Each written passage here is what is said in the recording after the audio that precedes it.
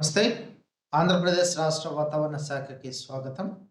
నేను డాక్టర్ సగిలి కరుణాసాగర్, వాతావరణ శాస్త్రవేత్త, వాతావరణ కేంద్రం అమరావతి.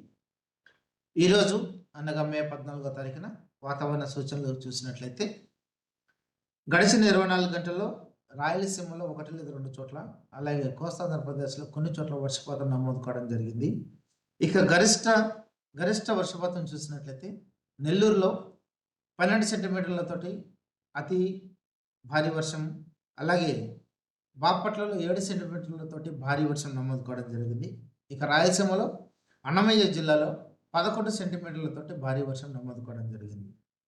ఇక ప్రస్తుతం ఆంధ్రప్రదేశ్‌లో చూసినట్లయితే దక్షిణ అంతర్భాగ కర్ణాటక మరియు పరిసర ప్రాంతాలపై ఉన్న ఉపరితల ఆవర్తనం ఆగ్నేయ అరేబియా సముద్రం ఆనుకుని ఉన్న కేరళ నుండి కర్ణాటక మీదుగా మరట్వాడ వరకు సగటు సముద్ర మట్టానికి 0.9 కిలోమీటర్ల ఎత్తులో ఉన్న ద్రోణితో విలీనమైంది. నైరుతి రుతుపవనాలు మే 19, 2024 నాటికి దక్షిణ అండమాన్ సముద్రం, ఆగ్నేయ బంగాళాఖాతంలోని కొన్ని ప్రాంతాలు మరియు నికోబార్ దీవులకు ప్రవేశించే అవకాశం ఉంది. ఇక ఆంధ్రప్రదేశ్ మరియు యానంలో దిగువ ట్రోపావరణంలో ఆగ్నేయ లేదా నైరుతి గాలులు వీస్తున్నాయి. వీటి ఫలితంగా రాబో రోజులకు వాతావరణ సూచనలు చూసినట్లయితే,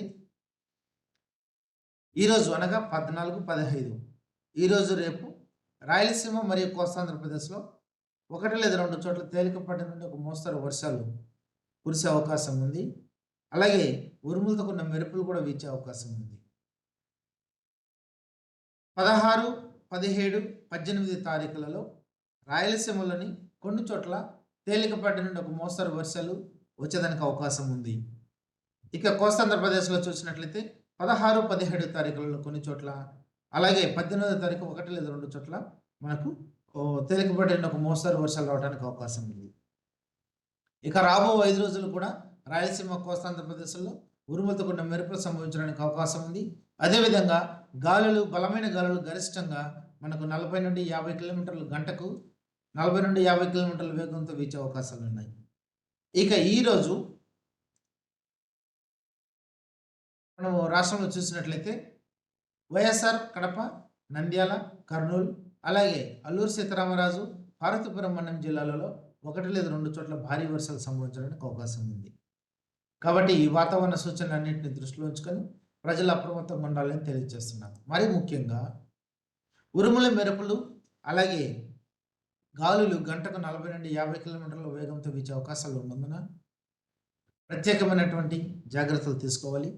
పాడుబడ్డటువంటి బిల్డింగులు కానీ లేదా పాడుబడ్డటువంటి చెట్ల దగ్గర నిలబడటం, పాత కట్టడాల దగ్గర లేదా చెట్ల కింద నిలబడటం ప్రజలు చేయరాదు.